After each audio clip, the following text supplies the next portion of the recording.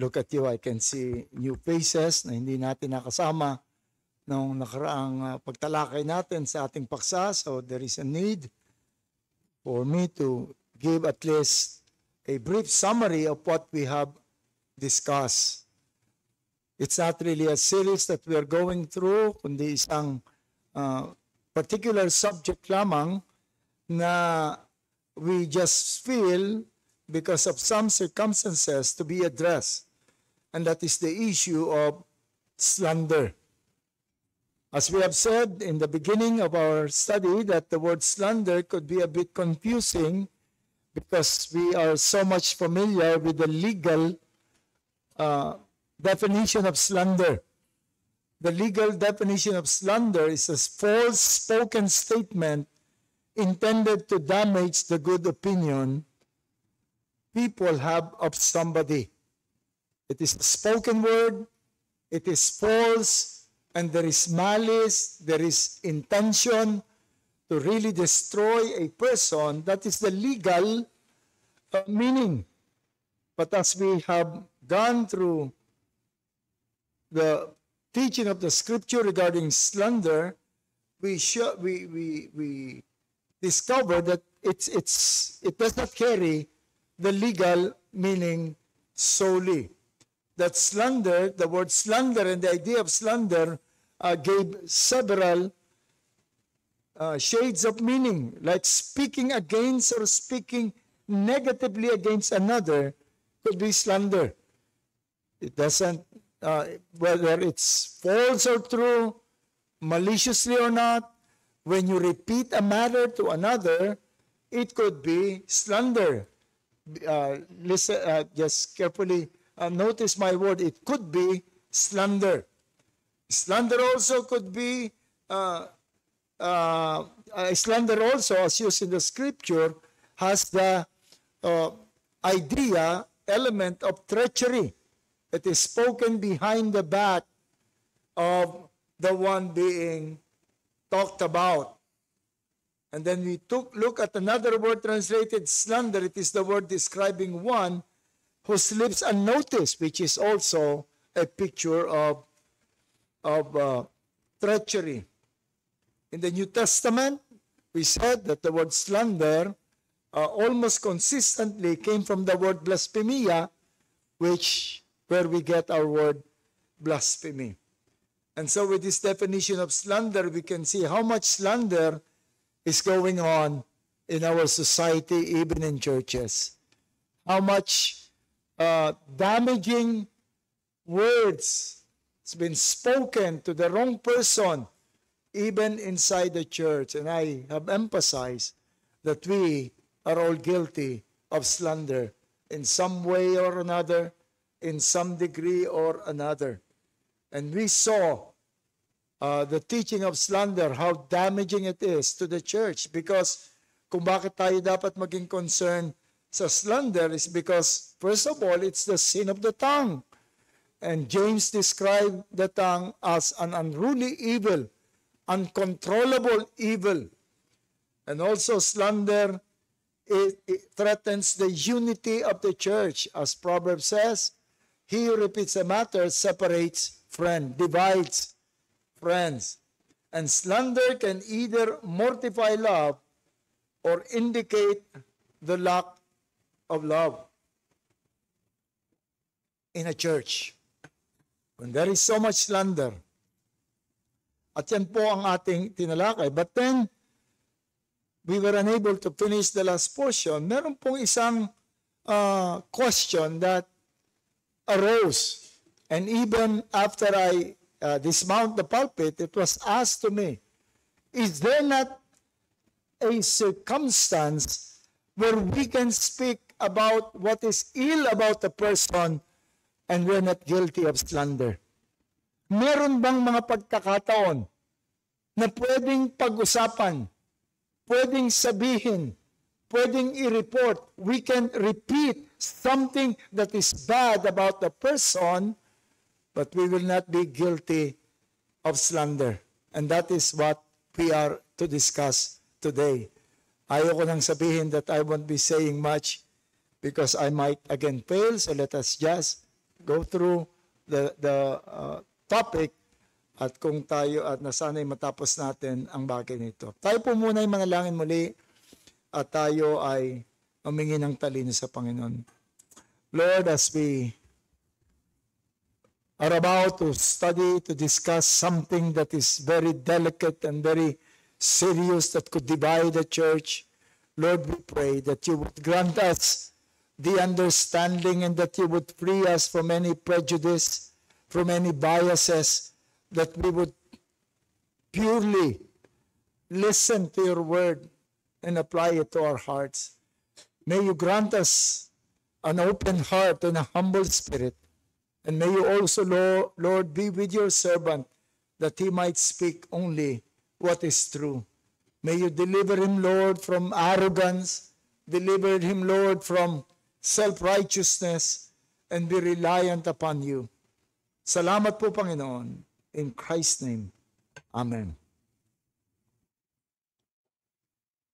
This is not exhaustive, but there are several instances when repeating a matter to others is not slander, or at least I can say is not considered by the Word of God as slander.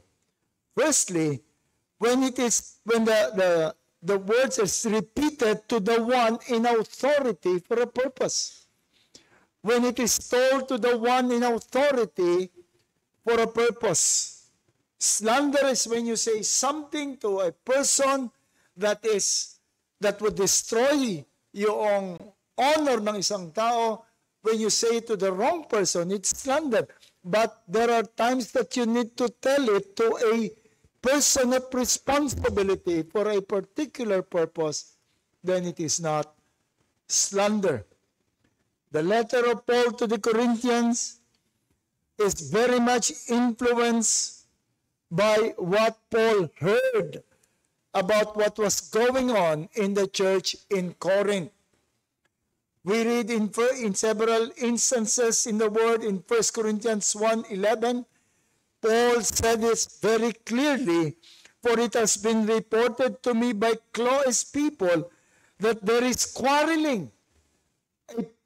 Some people from Chloe's house went to Paul and reported that there is so much quarreling, and even reported what was quarreled about divisions, about who is a better preacher, who is a better server. There was so much quarreling, and so they went to Paul, and it was reported to Paul. In chapter 5, verse 1 again, he said, it is actually reported that there is sexual immorality among you, and of a kind that is not tolerated even among pagans. Again, he heard this. Narinig ni Apostol Pablo to from somebody. He was not involved. Hindi niya alam tungkol dito, but it was reported to him. And then if you would survey the book of Corinth, you would see the word concerning the matter about which you wrote. Is it good for a man not to have sexual relationship with a woman? Is it good for a man to eat offered to idols? Is it concerning this, concerning that? So almost the entire book of Corinth is a product ng mga nagsusumbong kay Apostol Pablo. We do not read in any part of the said letter that Paul admonished those who reported to him to stop reporting to him about the wrong of others, because that was slanderous. I heard a pastor who discouraged someone from another church in reporting to him about a complaint. Sabi niya, oops, I don't want to hear anything about your church or about your pastor because I don't want to slander your pastor in my mind. Sometimes, or in fact, there are many circumstances when the most righteous thing to do is to report an instance to the authority. That is the most righteous thing. That other than that may be slanderous. For example, if we would consider that not all has the right nor capacity to rebuke an erring brother. Sometimes when you saw something in somebody na wala ka namang capacity, wala ka dun sa position, wala ka rin sa kalagayan that you can rebuke, then the most righteous thing to do is to report to authority. You see, as I have been telling you, that the command to rebuke can only be found in two books in the New Testament, in Timothy and in Titus. And who is Timothy? Who is Titus? They were men of authority. It was only to them that we would see the word rebuke in the imperative. 1 Timothy 5:20, those who persist in sin, rebuke them in the presence of all. 2 Timothy 4:2, preach the word, be ready in season and out of season, reprove, rebuke. And in Titus 1:13, this testimony is true. Therefore, rebuke them sharply. Titus 2:15, I declare that these things exhort and rebuke with all authority. It was only Timothy and Titus who were given the blanket authority that whenever you see, whenever you know something is stepping out of the way of righteousness, that you rebuke them. The only other place where rebuke is commanded, not to a man of authority, is in Luke 17 verse 3. He said, pay attention to yourself. If your brother sins, rebuke him, and if he repents, forgive him. He is the one who gives forgiveness. Why? Who are you to give forgiveness? In the account of Paul, or of Matthew, it was made clear, if your brother sin against you, you go and rebuke your brother. So the only instance that rebuke can be made just by anyone, not by those in authority, is when the offense is made against you. It is against you. You were harmed. You were wrong. Then you can go to your brother and rebuke. But then there is also a general teaching that you can rebuke a close friend. As we are told that the faithful are the wounds of a friend, but the kisses of an enemy are deceitful. In other words, do not be carried by too much flatteries of someone who is not really concerned about how you walk, how you behave before God. But a friend can rebuke you, may hurt you, but that is more desirable. So if you are a man of authority, if you have been offended directly and harmed by somebody, or if you are a close friend, then you can go and rebuke. But outside these conditions, you're not a friend, you're not the one directly harmed by the sin, and you are not an authority. Outside this condition, and the offense you saw was not against you, neither are you an authority, that makes it so tempting to unload to somebody. Hindi ko kaibigan, kaya hindi ko siya ma-rebuke eh. I am not in authority. Anong pakialam ko na sasabihin sa kanya? But your heart is really burdened with what you saw and what you discovered. The righteous thing to do is to go to the men of authority. You still have a legitimate recourse, that is to tell the authority. Then it is not sinful. It is not slander. Kung pupunta ka doon sa authority. But then the problem is, paano kung ang nakita mong mali yung pastor? Yung pastor ang nagkamali. Doon sa pastor ka na-offend. You're not an authority over the pastor. Or what the pastor did is not really against you. You were not harmed by what he did. And the pastor is not a close friend that you know you can rebuke. What would happen? Where will I go? You know, you might be surprised with what I will say. It works the same. You still go to the man of authority. And who is that man of authority? It's the pastor. You tell the pastor how offended you are.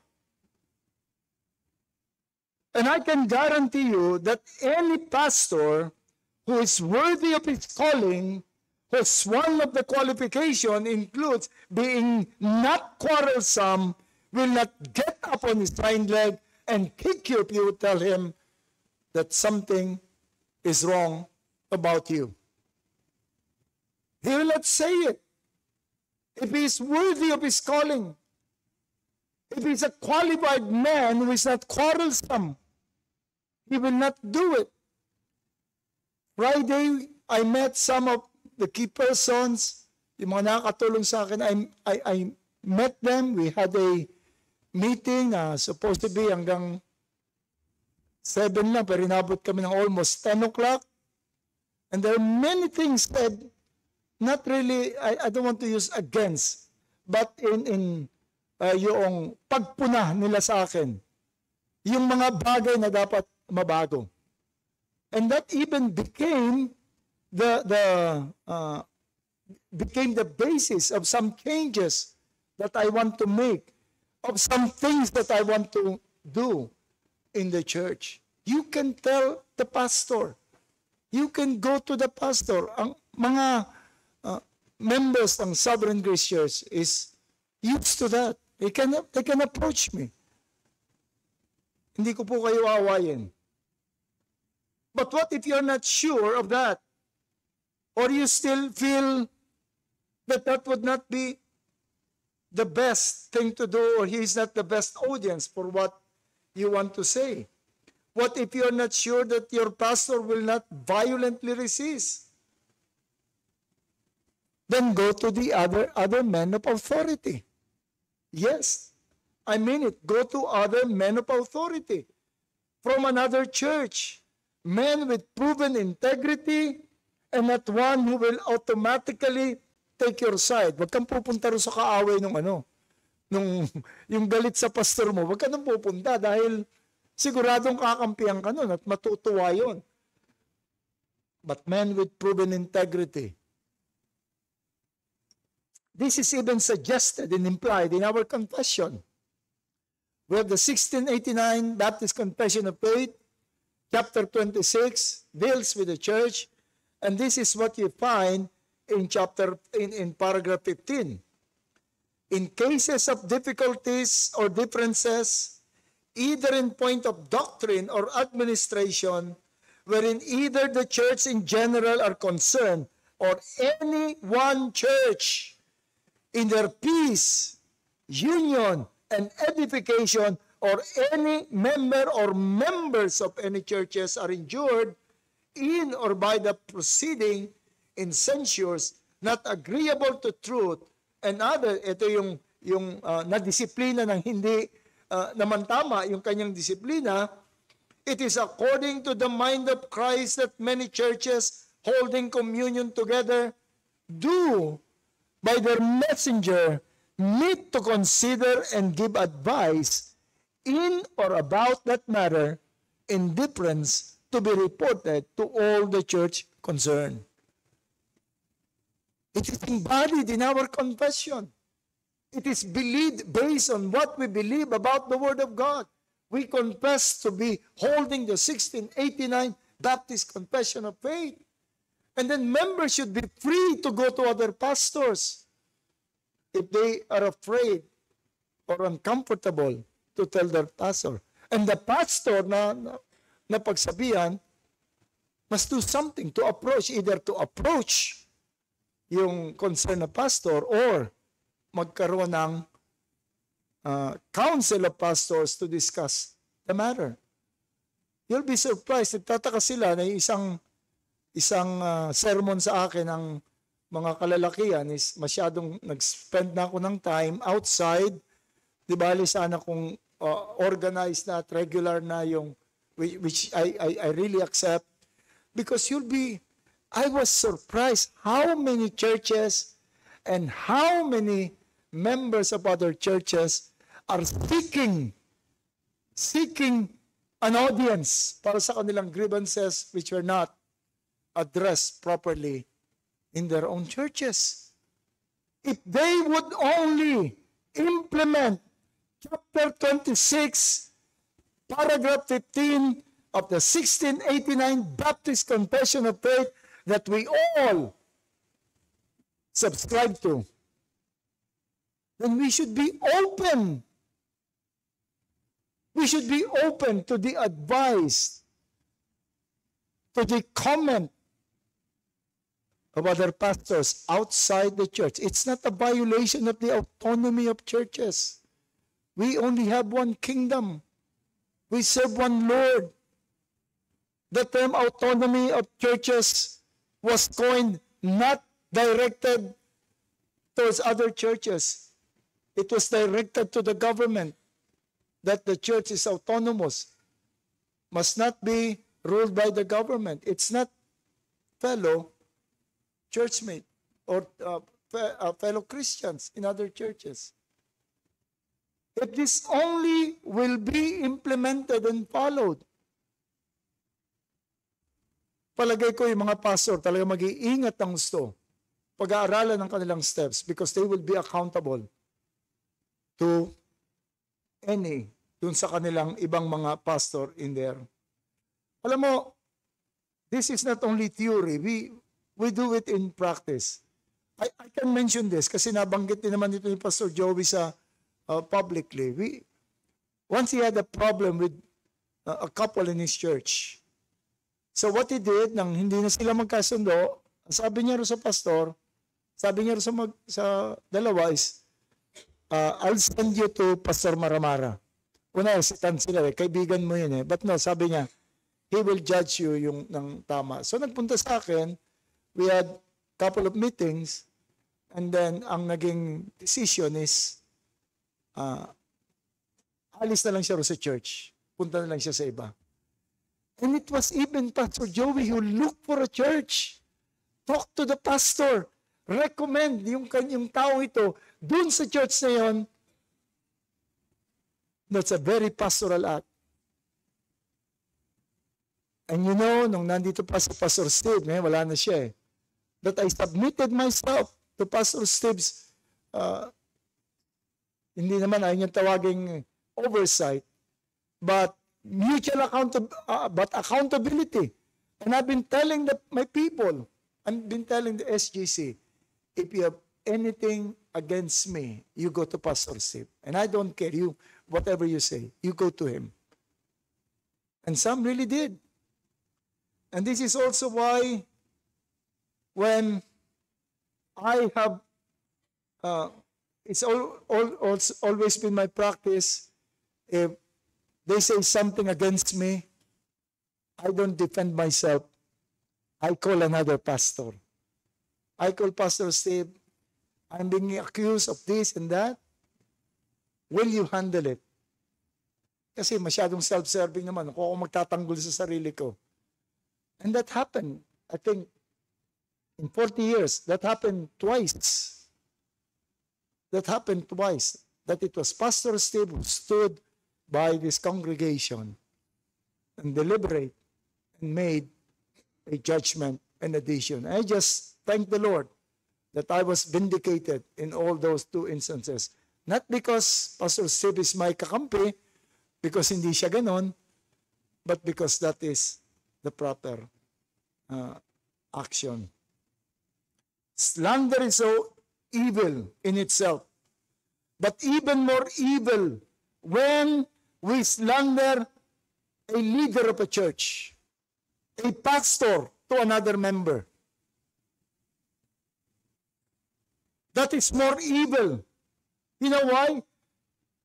Because the pastor is a means of grace to the members. Once you slander a pastor to a member, you are depriving that member the full trust that he should give to the pastor, and it would be difficult for him. That's the reason why I don't defend myself. That's the reason why I don't insist on remaining.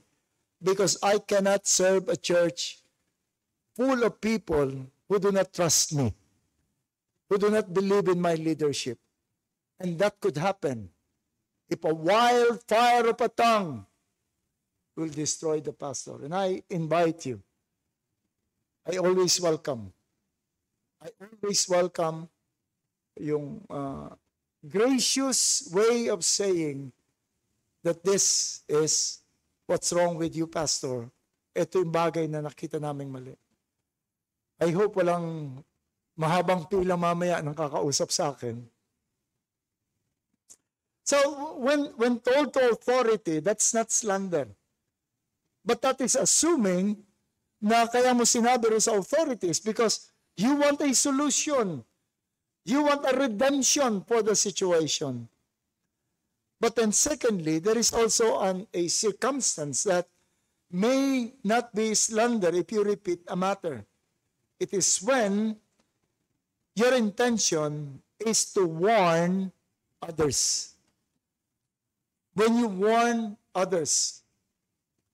When John wrote to a friend named Gaius, he warned him of a certain Diotrephes who was a leader of his church. He wrote to Gaius these words, 3 John 9-10. I have written something to the church, but Diotrephes, see, John was trying to reach out to Diotrephes. He saw the danger of what Diotrephes was doing. He wanted to address Diotrephes directly. I have written to the church, but Diotrephes, who likes to put himself first, does not acknowledge our authority. He refused to talk to us. So if I come, I will bring up what he is doing, taking wicked nonsense against us. And not content with that, he refused to welcome the brothers and also stops those who want to and puts them out of the church. He was foul-mouthing the Apostle John. He was rejecting the leaders, saying bad things about the leaders of other churches. He refused to accept advice from other churches.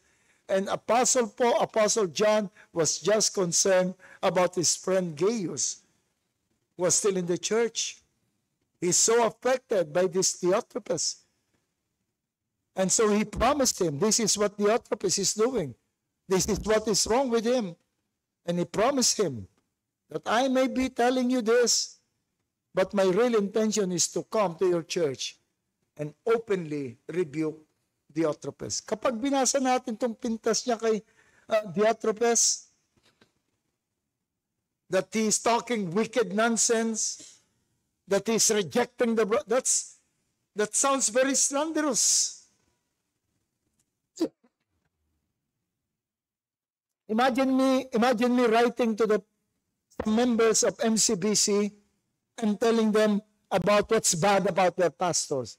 I would be branded as a slanderous person, or even someone who is sowing discord in the church. But that is exactly what John did, because he wanted to warn. He wanted to warn Gaius. He wanted to warn the church. But considering what Diotrephes had done to the church, not only loves to be first, he refused to welcome the apostles into the church, maliciously spread gossip about men of God, without hospitality from other believers. He even requires others to follow his poor example and excommunicate those who will disagree. The church is in danger. Gaius is in danger. Some leaders is in danger. They might fall to that danger.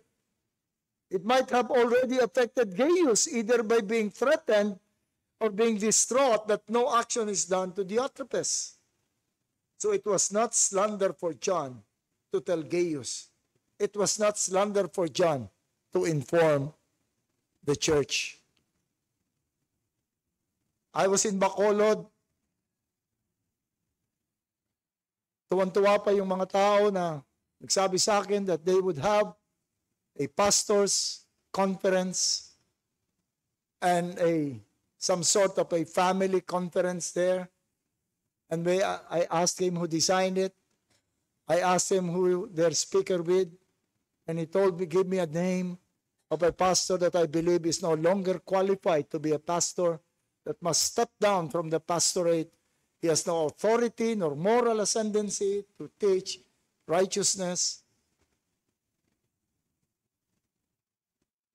I have to tell them. I have to warn them. I know, again, I would be considered a sowing discord and slanderous, but I need to warn them.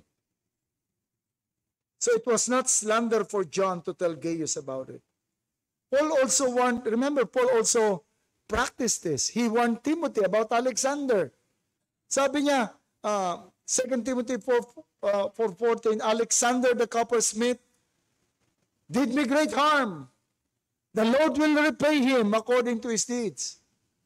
Hindi niya sinabi rito kung ano yung harm na yun. It could be that same Alexander was the one mentioned in Acts 19:33 na nagtanggol doon sa mga coppersmith na gumagawa ng image of Diana. Or it could be the same Alexander mentioned in 1 Timothy 1:20 na dineliver na ni Paul kay Satan alongside Hymenaeus dahil talagang sinira nila yung church. It could even be unloving to Timothy if he will not warn that Timothy. It would be unloving for Paul if he will not warn Timothy. So he must warn Timothy. So we can be in some situation seeing another brother in danger of something na hindi niya alam. Hindi niya kilala. Meron kaming winelcome na isang Christian doon sa amin dahil parang napaalis siya doon sa kanyang boarding house. Sabi, sige, welcome, dito ka muna sa amin. At okay naman, until I receive a call from another pastor. And he warned me, it's okay if you want na patuloyin mo yan dyan, but just don't do anything, have nothing to do with any financial transaction. Huwag mong pautangin, huwag mong pahiramin, huwag mong gagarantiyahan, huwag ka mag-invest sa anumang iaalok niya.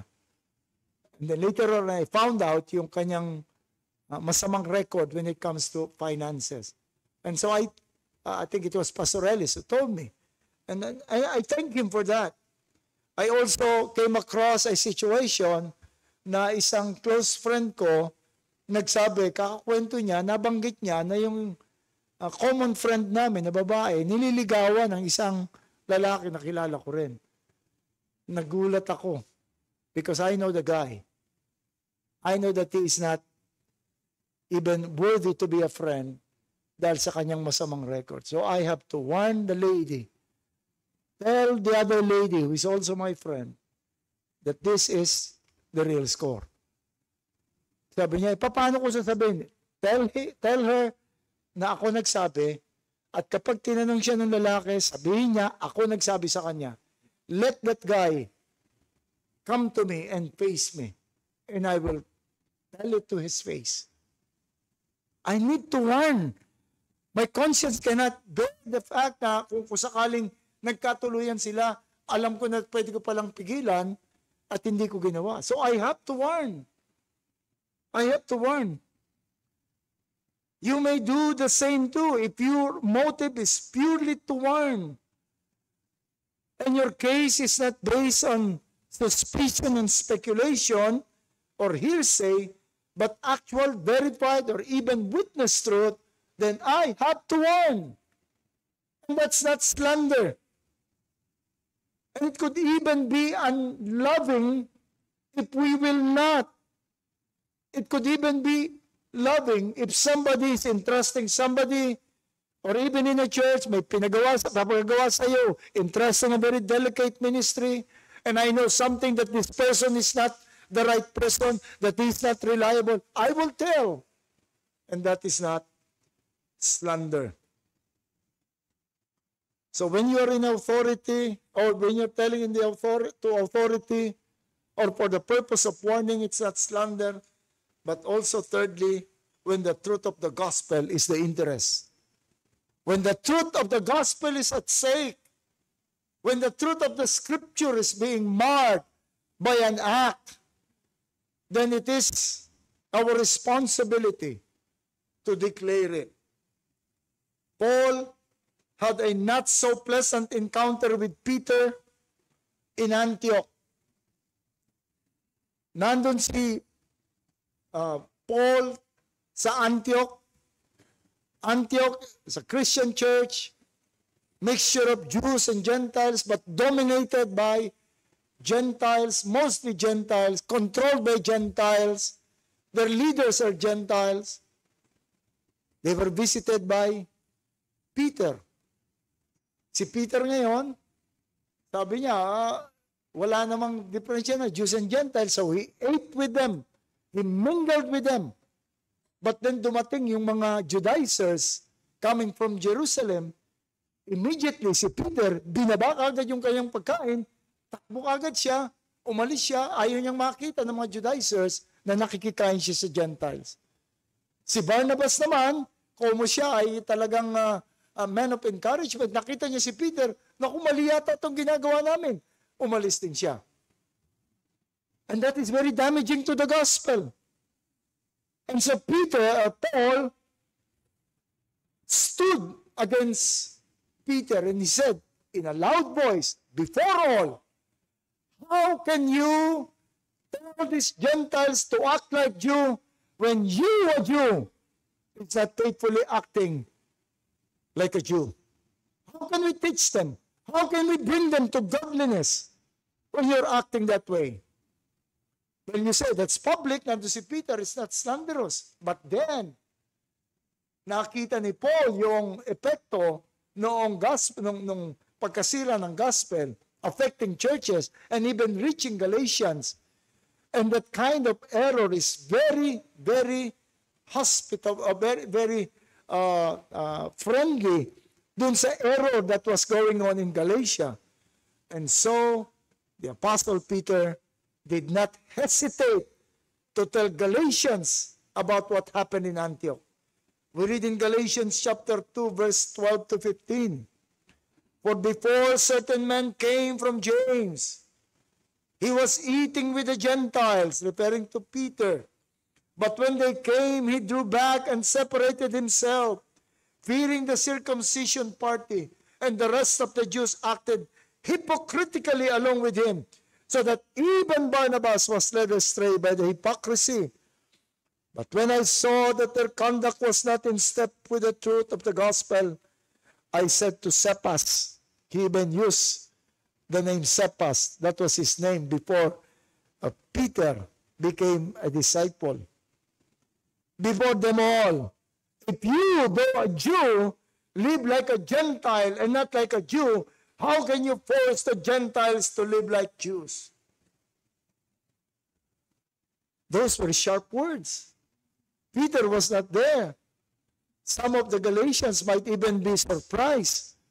But he needed to say that because the truth of the gospel is at stake. Hindi pa nakontento na isulat doon sa Galatians. Sinirculate pa yung book ng Galatians. So nalaman nyo sa mga Philippians, sa mga Corinthians, mga Thessalonians. When the truth of the gospel is at stake, we need to speak up. Masira na'y masisira. Masagasaan na'y masasagasaan. Paul even calling some dogs. He told the Philippians, look out for the dogs. He was referring to, again, Judaizers. Look out for the dogs. Look out for evildoers. Look out for those who mutilate the flesh. Sa atin, hindi natin alam kung sino yung tinutukoy niya. Alam lang natin, ito yung mga Judaizers na nagpipilit na sila magpa-circumcise. But in their context, alam nila yun. Alam nila kung sino yung tinutukoy ni Paul. But the Apostle Paul did not mince words. He never hesitated. The truth of the gospel, the truth of the Bible is at stake. You see, this is one of my problems with today's Christianity. We are so diplomatic. We are so unwilling to offend anyone. Ay naku, ayoko sumamali dyan sa ganyan. Bahala siya dyan, church niya yan. Ayaw nating magsalita. Every time that I would mention either names or circumstances, one of you will come to me, Pastor, baka marinig yun nung mga, one time I mentioned about mga Facebook theologians, baka marinig nila yun, obvious niya siya. Sabi ko, I don't care. I even desire that talaga marinig nila. We're so diplomatic that sometimes yung devotion at yung loyalty ay nakakabit doon sa friendship and not really to Christianity, and not really doon sa gospel truth, and not really doon sa biblical truth.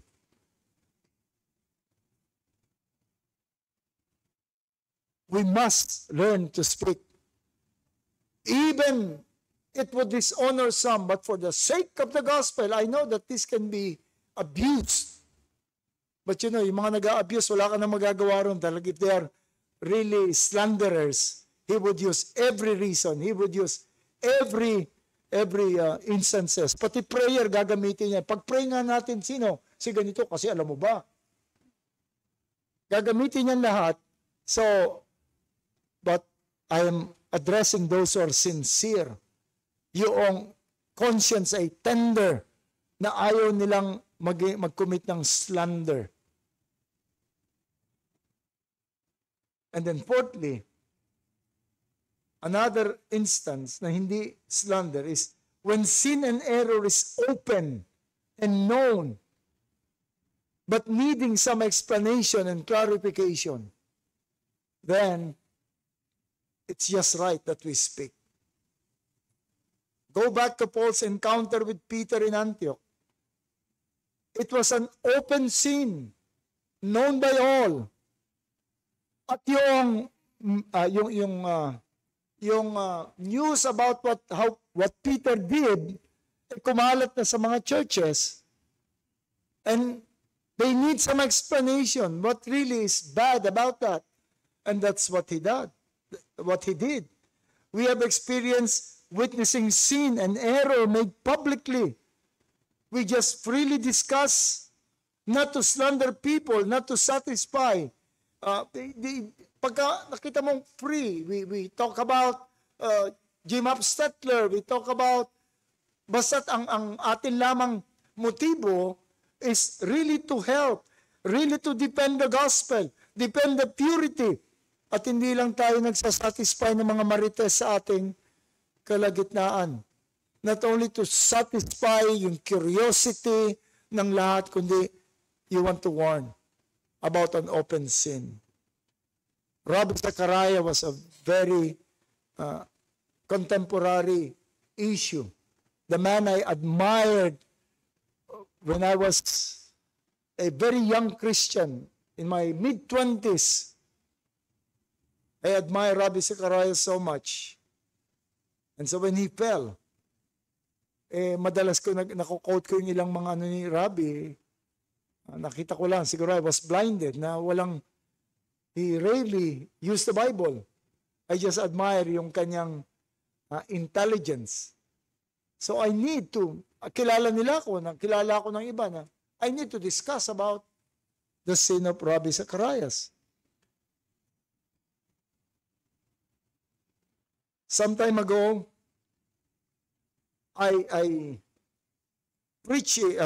some time ago, somebody taught in a preaching in one family camp, Rebab camp, something that is dangerously erroneous.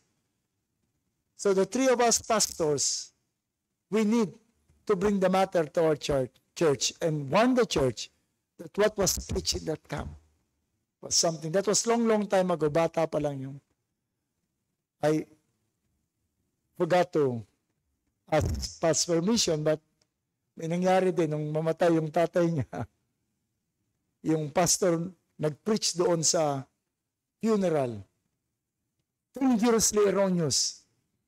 He preached about, I'm the way, the truth, and the life, but it all boils down to good works.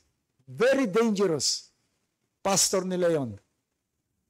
So I needed, when my time comes, doon sa kanilang gathering, doon sa office, I told them, I am sorry, but I have to tell this, that what was preached by your pastor doon was erroneous, dangerous. That's not the gospel. That's the gospel of the devil. No, I didn't use that word, the gospel of the devil. But I have to warn them. Kasi nandun ako eh. Alam nila yung bagay nito. So there are times that we really need to speak. There are times that we really need to say even things na hindi maganda. When we are addressing, we are telling it to men in authority. So, or when we are to warn, or when sin is an open sin. So what do we make out of this? Careful study of the circumstances, where repeating a matter to be not slanderous will reveal the presence of several principles. Hindi ibig sabihin, oh ito, I need to warn. Sabi ka kagad. Merong mga principles na incorporated dito. One is out of concern for truth and welfare of others, and not simply to satisfy a personal offense. Ang totoo sa lahat ng circumstances that I mentioned, when telling something bad about somebody is not slanderous, ang common doon is that the motivation of the heart, that the heart would reveal yung heart niya, in repeating the matter, yung heart niya, it is born of the desire to protect the truth, to protect the gospel, to protect the church from evil and error. Those are the underlying motivation. And not only that I was offended, I feel hurt, I need to discuss this. When we have this as a motive, kung talagang gusto mo lang makatulong, talagang gusto mo lang i-preserve ang truth and dignity and unity, when you have all these as motives, we will be very careful to make our action ensuring the accomplishment of what was good. If we have this, then that benevolent mission of rescuing from sin and from error, we would be very careful in our action. We would be asking, will this accomplish the vindication of the gospel? Will this accomplish yung pag-rescue ko sa taong ito from sin and error? And you know, such motivation will never neglect or lack prayer. You would surely bring the matter to God in prayer. Kaya nga tinatanong ko kagad pag may nagsusuwa, have you prayed? Have you prayed for that person? If you have not prayed for the person, then your motive is not pure. Ang una nating pagsusumbungan ay ang ating Panginoon.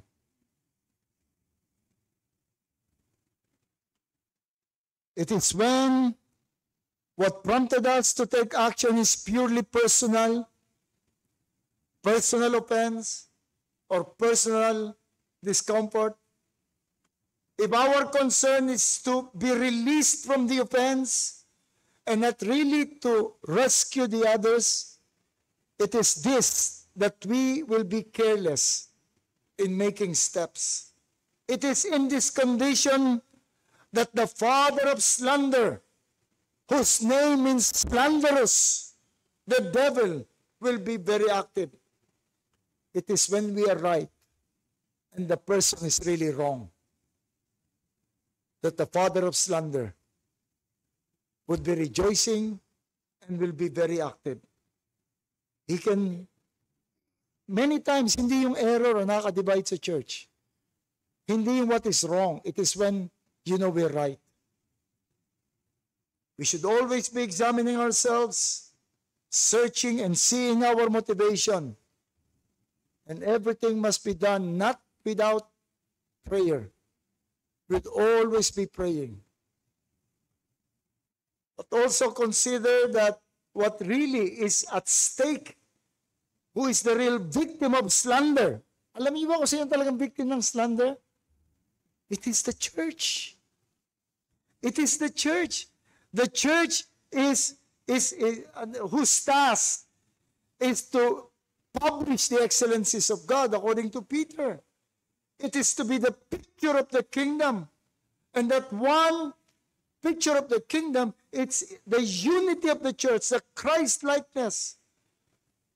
We will only grow when we are united. Paul described it in this call to the Ephesians when he said, I, a prisoner of the Lord, urge you to walk in a manner worthy of the calling to which you have been called, with all humility and gentleness, with patience, bearing one another in love, eager to maintain the unity of the Spirit in the bond of peace.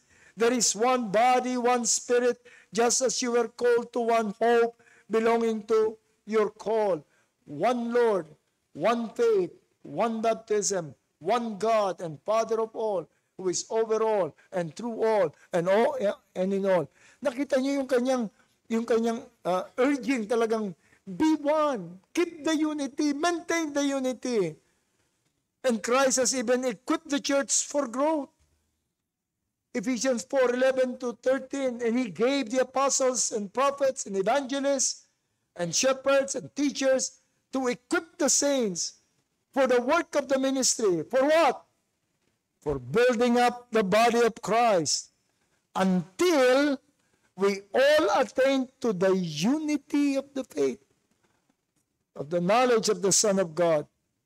And the church can only grow in that atmosphere of unity. So he said in verse 16, from whom the whole body joined and held together by every joint with which it is equipped, when each part is working properly, makes the body grow so that it builds itself up.